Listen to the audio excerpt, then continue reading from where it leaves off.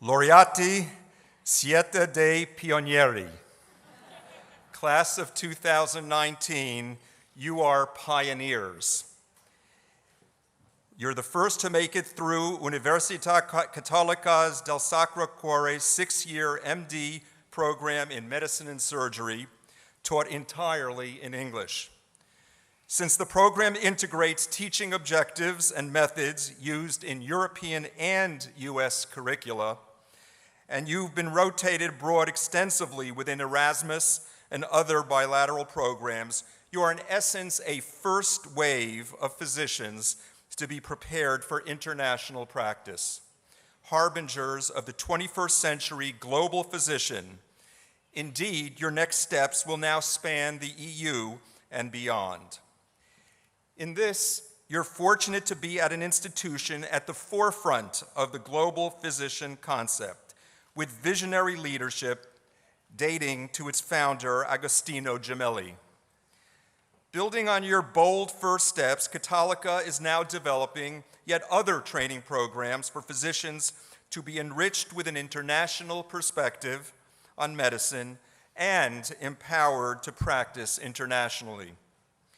The medical college that I lead in the United States, the Sidney Kimmel Medical College at Thomas Jefferson University, is privileged to be partnering with Cattolica in this journey.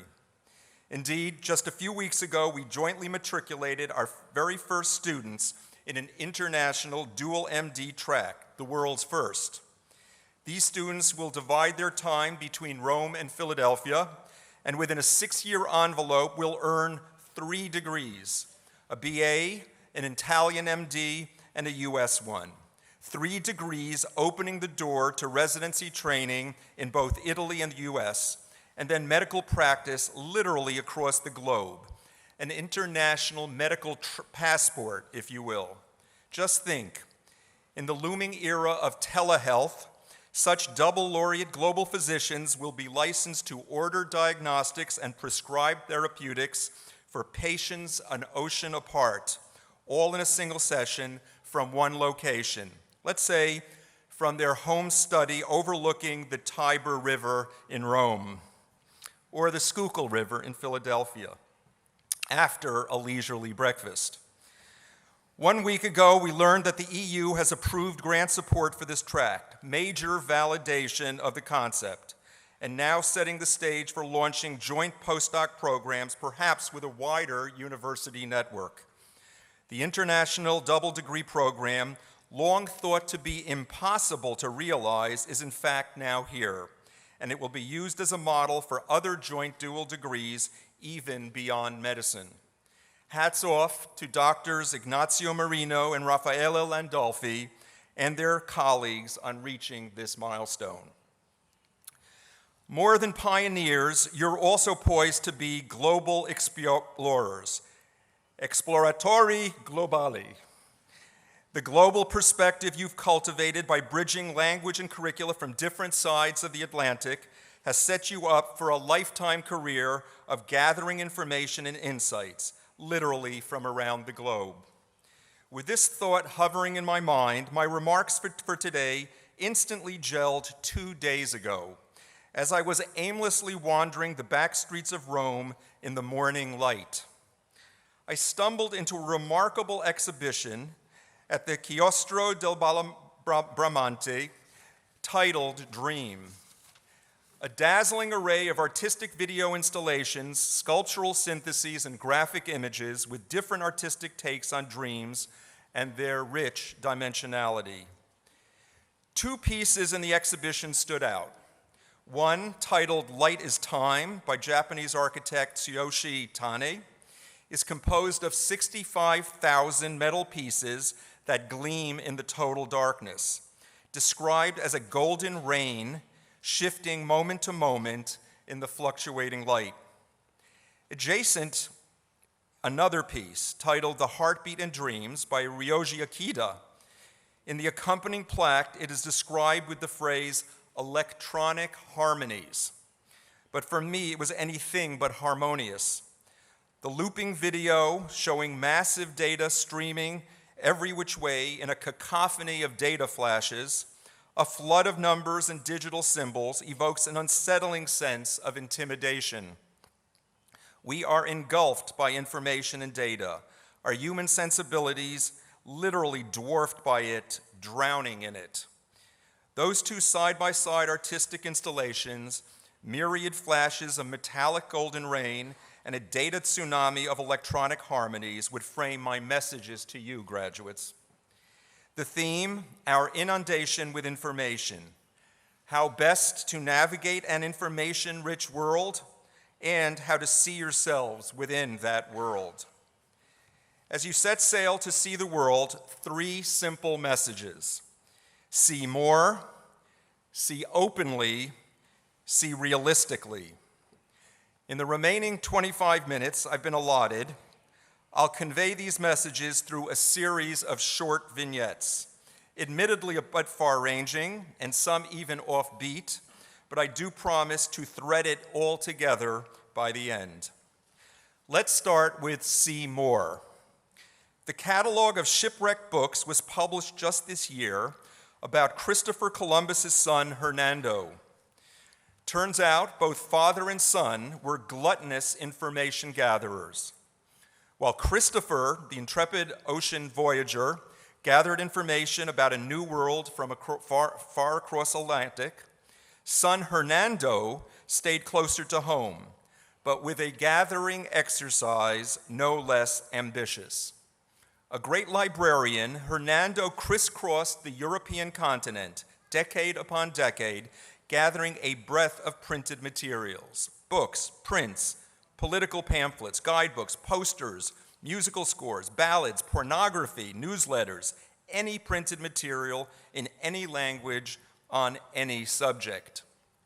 Notably, Hernando was highly vested in Italy. His 1520 to 1522 journey through Europe took him through a broad swath of northern Italy, Trento, Treviso, Padua, Venice, Ferrara, Cremona, Genoa, Pavia, Milan, and his later 1529 to 1531 travels added other points further south, this time including Bologna, Pesaro, Perugia, and our city right here, Rome. Unlike his predecessors and contemporaries, Hernando didn't limit himself to classics. His Noah's Ark of civilization in print constituted the most comprehensive such collection to his day. His information avarice presaged our 21st century information age, accompanied by a 16-volume cross-referenced index, a primitive search engine of sorts. So the seeds were sown for our information-rich world, a world with a smartphone, a magical device that offers us all a portal to the world at all times. In our pockets and just a hand motion away, a device that allows us to see the entirety of the world's information on a little screen right before our eyes. Hernando's library magnified trillionfold. We are information gatherers in extremis, gluttons for information. We want it all right there before our eyes, and we want it now. And that's a good thing. Diversify your information sources, graduates. Don't limit yourselves to information that happens to seep in. Rather, aggressively seek out new information sources. Invest the effort. You global explorers owe your eyes the full spectrum. Second message, see more, yes, but see openly. We are no smarter for all the pixels we process if what we see is bound and constricted by what we believe. The paradox, we go to such great lengths to secure visual evidence. We want to see it with our own eyes, we want to see it all, and yet too often, even when things are right there before us, we refuse to really see them. Instead, we visually process only that which is compatible with our beliefs. Let's turn to science fiction for some lighthearted illumination. The long-running British science fiction series Doctor Who features a species of telepathic humanoids, the Ood, that's O-O-D, who live in the distant future circa 42nd century. These enigmatic aliens have squid-like tentacles projecting from their lower faces and are evolutionarily equipped with two brains. First, a forebrain in their heads, and second, an umbilical cord connected hindbrain they carry in their hands. A recent Economist article cleverly saw in the OOD a metaphor for us, for humans in the digital age. We too now carry parts of our brains externally in the form of internet-linked smartphones, supercomputers glued to the palms of our hands. But the OOD have a third brain as well, a planetary brain, via a telepathic connection to a giant OOD brain on their home planet.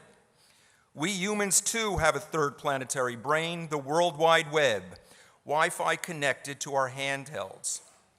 Here's the problem. This planetary brain ensnares and tunnels our thinking, confines what we actually see. Yes, incoming digital streams do feed curiosity and do spark ideas.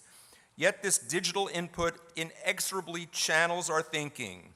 We OODs, with necks craned over our exterior handheld brains and our minds plugged into the World Wide Web, are uncannily and often unknowingly ever more constrained in our degrees of thinking freedom. Graduates, preserve your thinking freedom and see openly. Ensure that your brain in the head remains dominant, unfettered. No equal status for your three brains. Contextual, critical, and creative thinking reside in your own cranium, as do the initiatives that flow from them. Be vigilant of the threat the planetary brain poses to your analytics, your synthetics, and your curiosity-driven imagination. The planetary brain is especially tricky. Like the Roman god Janus, it is two-faced. On one hand, it has a smiling face, which enables the free flow of intelligence on a massive scale. It retains accumulated knowledge going back millennia, a comprehensive catalog of bewildering proportions, Hernando Columbus's library to the nth power. It creates high-dimension collaborative opportunities that accelerate and democratize discovery and mobilize awesome creative energy by interconnecting myriad imaginations. But this Janus-like brain has a menacing face as well. Remember, the third brain telepathy of the OODs was passive. They were controlled by a higher telepathic entity. Similarly, human hyperconnectedness renders us controllable. Free think readily succumbs to simplified groupthink. The internet universe, while arraying limitless viewpoints, paradoxically locks us into a rigid few. The planetary brain lures us towards simplified viewpoints and reductionist interpretations. Faced with an endless parade of information, our minds almost beg for an easy way out. We crave simplification. Searching the web, we often find it's far simpler to co-opt existing tunnels than to dig our own. Tunnels that filter out nuances and cloak alternatives, especially if they happen to match our beliefs. Like carriage horses in New York City's Central Park, we are fitted with blinders, subtle blinders, in the form of search engines, anticipatory web links, personalized internet ads, biased blogs, narcissistic tweets. We passive OODs are led through an inscrutable collage of information and misinformation towards simplistic closures. A number of years ago, a magazine ad caught my attention. Quote, "Keep it complex, stupid." How wise. Embrace complexity. That's the magic formula. Complexity equals nonlinear thinking, a predicate for creativity. The brain in the head is uniquely suited to this kind of thinking. We're accustomed to celebrating simple, elegant, beautiful explanations, but the science of complexity is on the rise. And it is by delving into the complex, by absorbing the richness of the canvas, that you will find your way back to see the simple unifying concept. Simply put, resist the push of the web to oversimplify. So seeing openly means seeing your way out of the internet's tunneling effect. I'll now add a second seeing openly. Seeing openly also means expanding your lines of sight. During World War II, Project Pigeon was American behaviorist B.F. Skinner's attempt to develop a pigeon-controlled bomb. I kid you not. Trained pigeons housed in the nose of a bomb to act as pilots. 3 lenses mounted in the nose projected an image of the target on a screen. The pigeons stationed in front of the screen were trained to recognize the target, and by pecking on it, correct any deviations in the bomb's course and keep it on its glide path. Perhaps fortunately for pigeons, electronic guidance systems spelled doom for their newly minted job. But it's not just pigeons, it's us. Too often, we find ourselves pecking away at the screen, driven by algorithms, proceeding mechanically. I've always viewed Project Pigeon as a powerful metaphor for the narrow perspective, for being confined to familiar paths, pecking away at the limiting screens in front of us, tracking our own personal glide bomb, whatever it might be. So what's the antidote? Random walks. Wander the alleys, stray beyond the familiar, be open to ideas from neighboring disciplines. This has in fact been given a name, the adjacent possible. The adjacent possible hones your peripheral vision to see around the corner into adjacent disciplines beyond the pigeon screen. Sometimes seeing beyond the pigeon screen means through the eyes of others, what I'll dub the borrowed camera. Rosa Za is a photographer who never uses his own camera. Instead, this homeless man living in the shadows only uses borrowed cameras. This anecdote instantly clicked. Enhanced seeing is not just about the cultivation of your own eyes, but also co-opting the eyes of others. From borrowed eyes come new vistas. Let me share an example from my scientific career. For the past 2 decades, my own research laboratory, along with my biotech startup, have been in the designer protein business. By mixing and matching pieces of existing regulatory proteins, we create artificial fusion proteins as a novel category of protein pharmaceuticals for treating cancer. Some of our protein chimeras are designed to kickstart immune cells to kill cancer cells. If you will, this is our camera, visualizing fusion proteins that can activate cancer-seeking immune cell assassins. But here's a gratifying development for us. Someone borrowed our camera. One of the faculty in the department I chaired back at the University of Pennsylvania applied this fusion protein concept with a twist, expressing the fusion proteins on the surfaces of the T cells themselves, in so doing directly converting them into cancer killers. This adaptation has now taken the world of cancer immunotherapy by storm. You've undoubtedly heard of it, CAR T. They borrowed our camera, retasked the fusion protein concept, and so gave birth to a game-changing new treatment for cancer. The upshot? Be open-minded, willing to cast a broad net. Permit yourselves to see through the eyes of others. Borrow their cameras, their eyes. Let me add a third angle to seeing openly. See beyond dogma. We're used to thinking about dogma in politics and religion, but here I focus on scientific dogma. Yes, while science is typically invoked as a means to overturn dogma, some dogma to be overturned is itself scientific. We physician scientists are enmeshed in our mythologies as much as the ancients.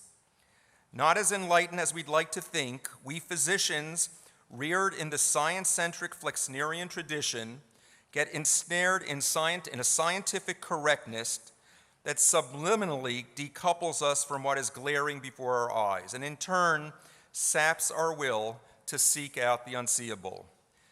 The world of physics gets it. that scientific concepts are meant to be in constant flux, that today's scientific dogma is tomorrow's discredited belief. Think black holes, gravitational waves, quantum weirdness. Physics loves that kind of stuff. But the world of biology, not so much. Far more resistant to radical paradigm shifts. Take neo-Darwinism. What could be more central to our 21st century perspective of the living world? Genes mutate, cause phenotypic changes, and the useful ones get selected and propagated.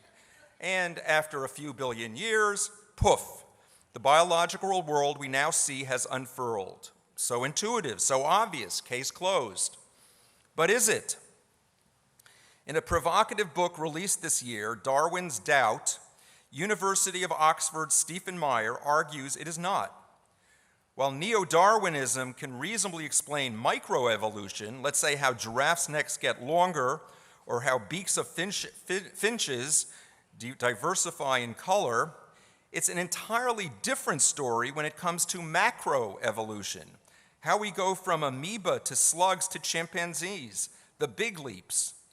Interestingly, Meyer's starting point is the visual evidence, keying in on a puzzling gap in the observed geologic record. One moment the body forms are simple, the next layer up, explosive complexity, the Cambrian explosion. No intermediate species in the geologic strata. That's the visual puzzle. And an equally head-scratching molecular genetic puzzle also stares neo-Darwinism down. By no means is this the forum to litigate neo-Darwinism. I raise it simply to reinforce a larger point. Eyes wide open, not shut. Every dogma can be and should be challenged, even scientific dogmas. That is where breakthroughs come from. Graduates, you are the generation that will be pondering well into the 21st century some of the most tantalizing questions in biomedicine. Things like differentiation and development, emergent properties of complex biological systems, consciousness. I urge you to be open to radically new ways of viewing such phenomena. I'd like to end with a third seeing metaphor, this one focusing squarely on you in your careers. See realistically. I've been speaking in sweeping terms to embolden you. Yes, it's good to dream big. But realistically, most often, each of us is simply laying foundational bricks for edifices that others will cap off. Often we are initiators, the enablers, fated to concede the limelight to others who finalize what we started. The enabler role is no less noble and remains the most worthy of ambitions. This is what I mean by seeing oneself realistically. The metaphor of the third astronaut encapsulates this thought, especially timely, as 5 days ago we celebrated the 50th anniversary of mankind's landing on the moon. Let me explain. Some of my contemporaries in the audience may remember a song by the rock group Jethro Tull. It was entitled For Michael Collins, Jeffrey and Me. Released in 1970, 1 year after the first moonwalk, this song was a tribute to Michael Collins, the Apollo 11 astronaut who stayed behind to pilot the command module orbiting the moon and minding the mothership Columbia as his two fellow astronauts, Neil Armstrong and Buzz Aldrin, descended to the lunar surface. They were the ones in the Eagle when it landed. All eyes were on Armstrong and Aldrin in the LEM, the Lunar Excursion Module. As they stepped into the limelight of history, the image of their feet touching the moon's surface was beamed to billions back on planet Earth and imprinted forever on humanity's psyche. All eyes were on Armstrong and Aldrin. Few, if any, thought about Collins, the third forgotten astronaut, who piloted Columbia almost 500,000 miles round trip. He came close enough to almost touch the moon, but never set foot on it. What a powerful metaphor for the enabler, for selflessness, for what it means to contribute to a team. When he spoke of this experience later, Collins confided that what preoccupied him the most during the mission was his concern that Armstrong and Aldrin might not make it back to the mothership, leaving him to return to Earth alone. However, the lyrics to the Jethro Tull song intimate a more complex psychology at work, projecting an ambivalent Collins. As the song rose, "I'm with you, Lem, though it's a shame that it had to be you. The mothership is just a blip from your trip made for two.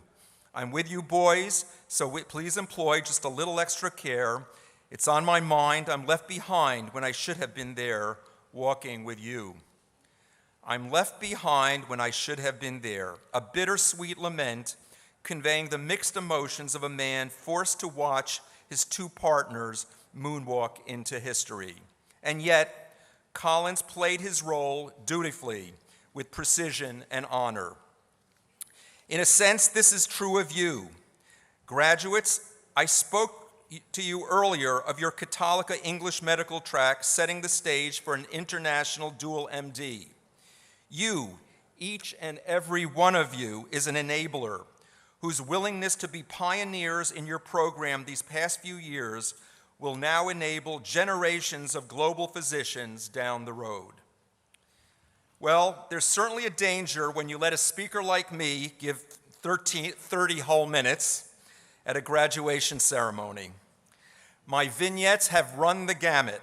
Hernando Columbus's global information gathering, 42nd century Ouds and their third brains, B.F. Skinner's pigeon screens, and Apollo 11's third astronaut.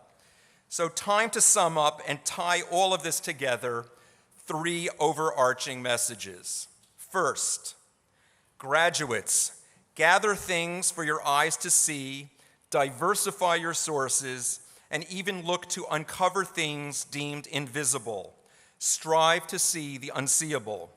From a colleague's letter to my own lifetime mentor and Nobel laureate Bernard Lown, quote, "Only those who see the invisible can do the impossible." Second, not enough to just see more. All that you see, all the information you gather is useless, even dangerous, unless you see openly. That translates into preventing the planetary brain of the World Wide Web from tunneling your vision, you becoming automatons glued to networks, mere things within the Internet of Things.